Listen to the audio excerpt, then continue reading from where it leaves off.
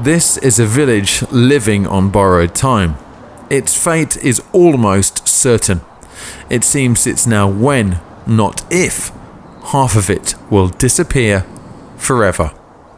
This is the village of Harmondsworth. Looks like any other English village, wouldn't you say? There's a red postbox behind me, the village green here covered in well landscaped and well looked after plants. But there are a few giveaways that things aren't quite right here. If you look further down, you see the green signs on all of the lampposts as you look down the main village street. And that's because within a few years' time, the edge of the third Heathrow runway could literally be about 100 metres in this direction, meaning half of this village is up for demolition.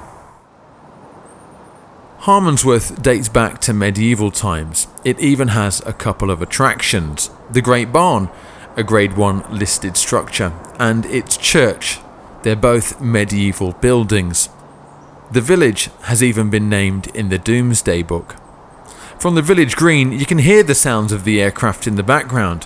Heathrow is less than 2 miles away.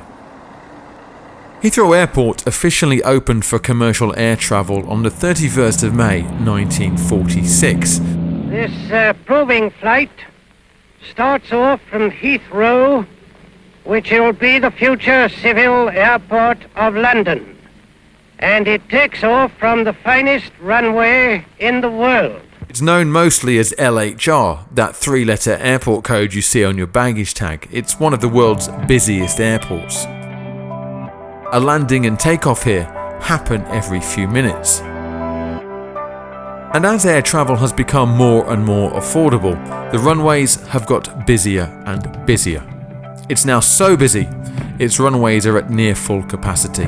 98% according to the government. In fact, the airport is so important to our national economy that a third runway must be built. Well, that's the line the government are spinning.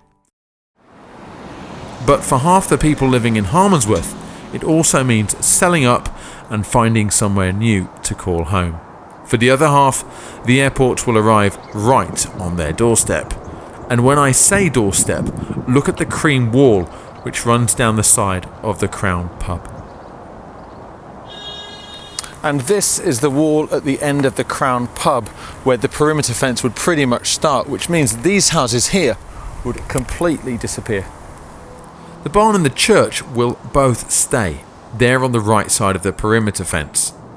Villagers have been told they'd get about 25% above market value for their properties as part of the compulsory purchase order scheme. For some, that's more than enough to up sticks and move. For others, it's nowhere near enough to leave somewhere they've always called home.